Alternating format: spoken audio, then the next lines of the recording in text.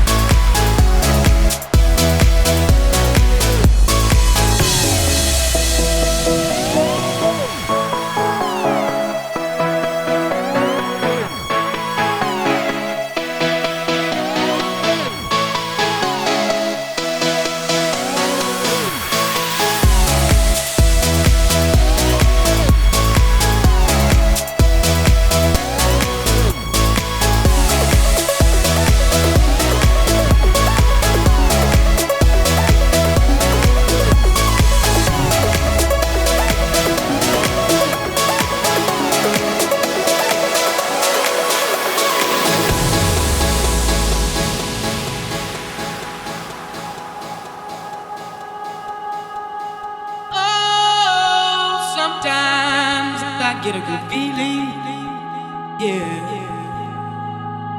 Get a feeling that I never had before. No, I get a good feeling, yeah. Oh, sometimes I get a good feeling, yeah. Get a feeling that I never had before. No, I get a good feeling, yeah.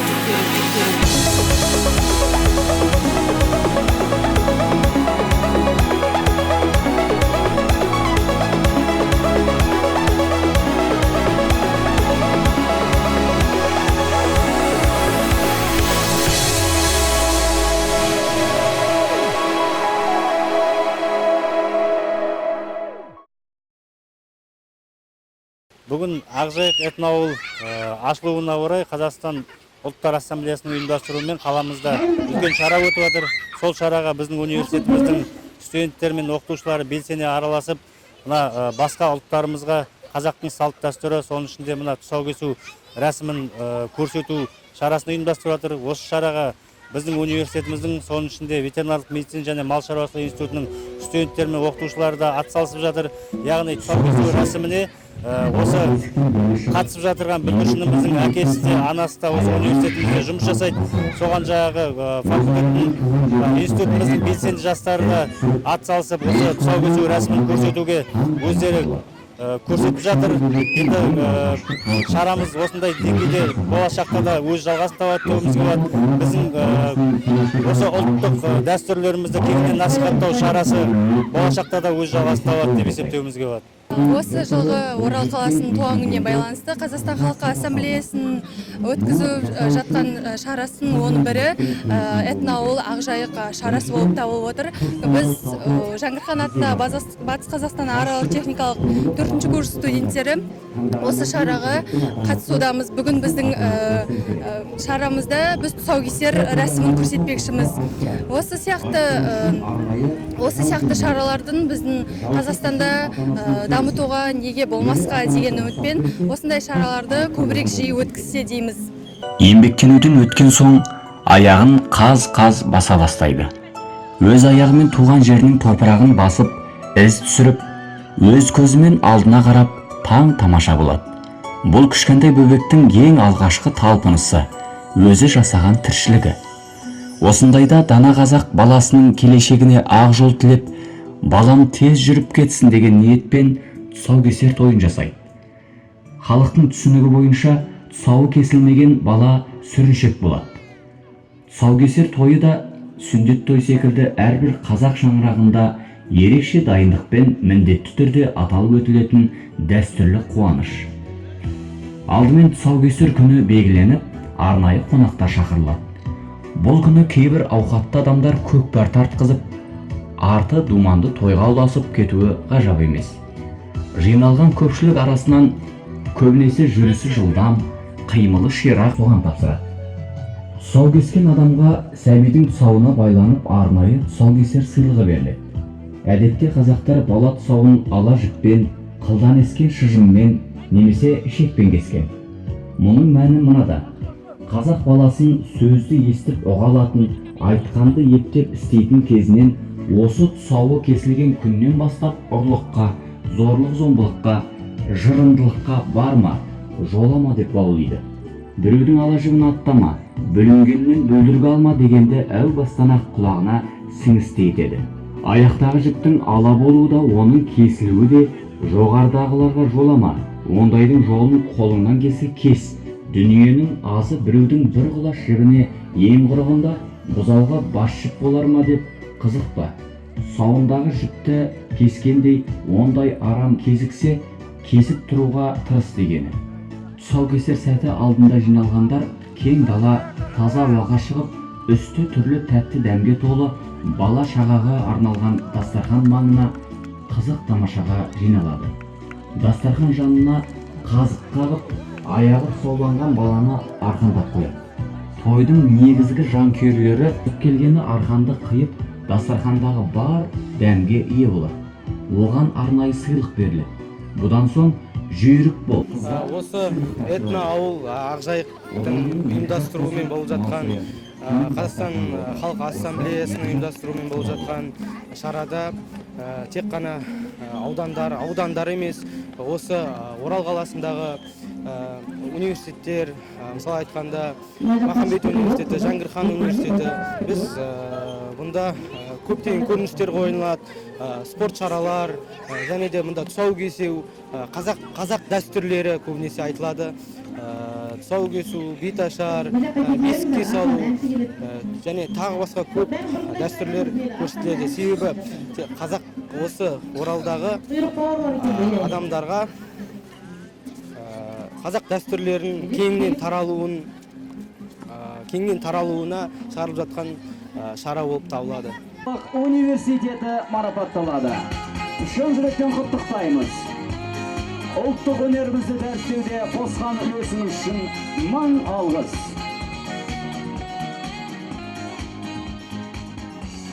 Келесі кезекте дәстүр мәдени көпшілік шарасына қатысқан үшін Жаһанша Досмұхамбетов атындағы педагогикалық колледжі марапатталады.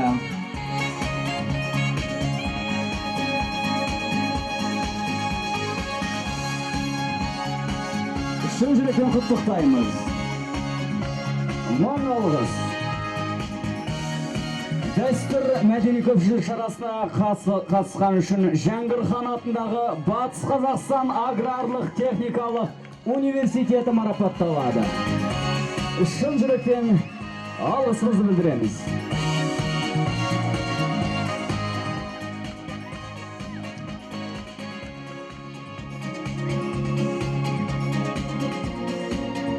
Батыс Қазақстан мемлекеттік университеті, Махамбет Өтемісұлы атындағы университет. Шын жүректен құттықтаймыз. Ұлттық өнерімізді дәріптеуге қосқан үлестеріңіз үшін мың алғыс.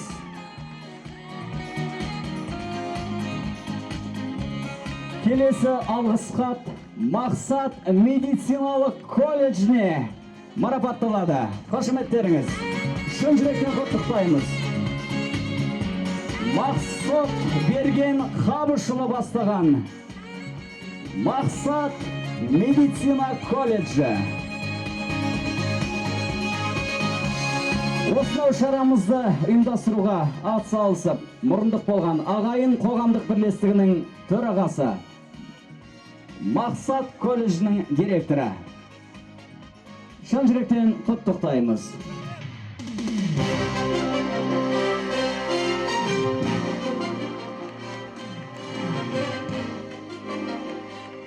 Шын жүректен құттықтаймыз. Барша марапат иелерін. ұлттық дәстүріміз асқақтай берсін. Келесі кездескенше қош, сау болыңыздар.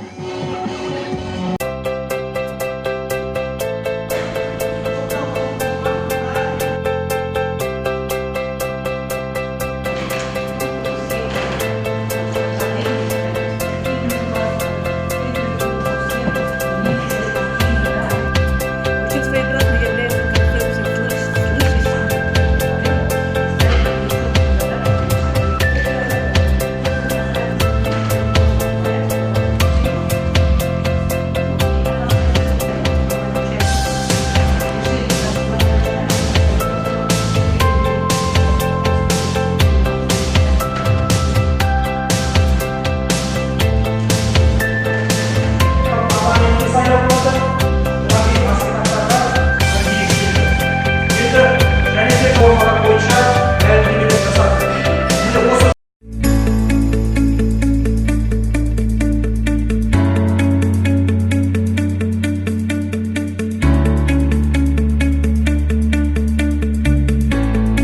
Мен Атырау облысы Құрманғазы ауданы Жыланды ауылынан келдім.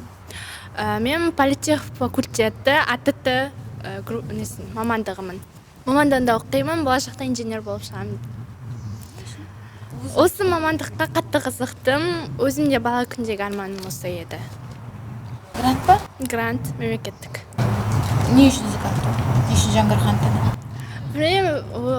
Атырауға жақын қала, бір жағынан, екінші жағынан ата-анам да осы жақта оқығанды қалады. Менің атым Әмілқасым Бейбігүл. Мен Түркістан облысы, Шымкент қаласы, Ордабасы ауданынан келіп отырмын. Мен политех факультеті АТТ мамандығы бойынша оқимын. Өзім шетке кеткенді қаладым. Сондықтан осы Оралға келіп түсіп отырмын. Серпін ба? Мемлекеттік грант. Меня зовут Батыров Рустам. Я учусь в Западном Казахстане в ЗКТУ имени Жангирхана на машиностроительном факультете. Значит, выбрал я этот факультет, потому что это один из лучших, ну, не факультет, а институт, потому что это один из лучших институтов в Казахстане, и я давно хотел сюда. Я учусь на гранте. Қай жақтан келдің? Я из села Трёкино, возле Уральска находится. Менің атым Кариев Мирлан. Мен БЖЗ мамандығында оқимын. Мен де осы Оралда тұрамын. Үлкен жоғары оқу орны болғандықтан осы университетті таңдадым. Жақсы білім алып, жақсы мамандық иесі болу мақсатында келдім. Есімім Бақыт Астанбек. Мен Ақтөбе облысы Әйтеке ауданында дүниеге келгенмін 2002 жылға. Политех факультетінде оқимын. Мамандығым аграрлық техника және технология. Осы мамандықта 4 жыл білім алып, осы еліме қызмет еткім келеді. Осы Жаңғырхан таңдаған себебім басқа университеттерге қарағанда осы Оралдың Жаңғырхан деген универді естідім, сол маған ұнады, сосын таңдадым. Бұлай Орал қаласы өзіме ұнап жатыр. Мен осы БКТУ студентімін, магистратураны оқып жатырмын қазіргі таңда. Осы бакалаврды да осы университеттен бітіргенмін. Бұл агроном мамандығын таңдау себебім қазіргі таңда менің ойымша жас кәсіби маман иелері жетпей жатыр. Біздің елбасымыз айтқандай, агросектор саласын қазір таңда жақсы дамуда, сол себепті осы мамандықты таңдап отырмын. Тағы да бір жақсы жаңалық, осы мамандықта қазіргі таңда мемлекеттік қызметкерлерге көп жеңілдіктер жасалып жатқандықтан осы сала бойынша мен осы БКТУ университетінің студентімін, магистрантымын. Қазіргі таңда бірінші курс студент, магистратурада оқимын. Агрономия саласында, агроном мамандығында оқимын. Бұл мамандықты таңдау себебін қазіргі таңда жас кәсіби маман иелері агрономия саласында жетіспей жатыр. Сол себепті осы мамандықты ары қарай оқып, бағыттап, ары қарай оқуға дайынмын.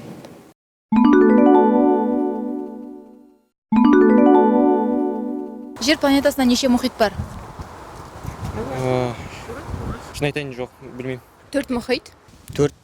6. 4 мұхит бар. Неше мұхит? 6 мұхит бар.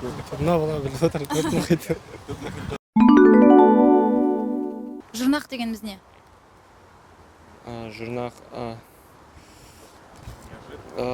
Білмеймін. Жұрнақ деген сөзін жалғау. Жұрнақ?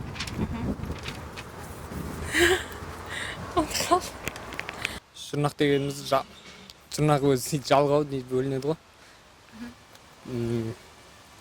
Дар, дер, тар, тер, жұрнақ болып бөлінеді.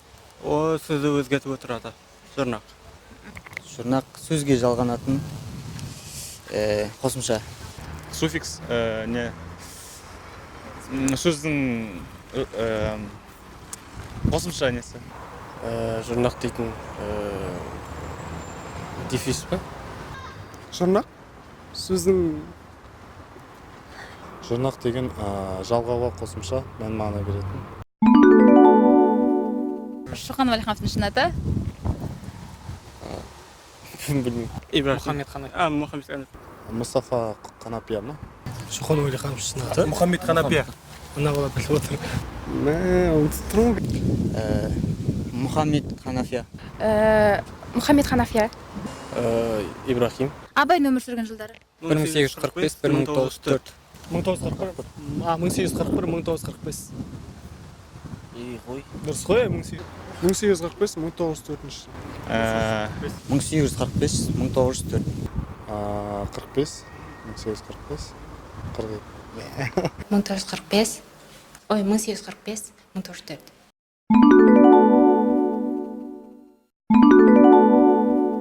Столица Белоруссии. Минск. Не знаю. Киев. Минск. Какой буквой физики обозначается время?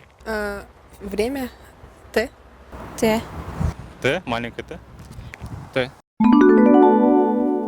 Как в таблице Менделеева обозначается золото? Ау. Аурум. Аурум. Ау. Аурум. Аргентиум. Аурум. Как звали отца Жангирхана? Не знаю. Абылай хан. Нет, точно. Точно? Абылай? Не знаете? Нет, не знаю. Букей. Точно? Жангирхан Букей, который в Букейской Орде был? Букей. Қасым. Отца Жангирхана? Нет, не знаю. Не помните, да? Нет, не помню. Какое произведение написал Гамлет? Это Гамлет. Шекспир, нет. Зарубежная классика. Зарубежная классика? Не помните, да? Не знаю. Не знаете, что написал Гамлет? Нет. Ромео и Джульетта? Гамлет. Не знаю. Ну, хотя бы вспомнить литературу зарубежную. Это... Нет. Не знаете, Нет. да? Какова численность населения в Казахстане? 10 миллионов. 10 миллионов. 17,7 миллионов. 2700. 17 миллионов. Так, сколько регионов в Казахстане? Точно не знаю. Более 20. 16.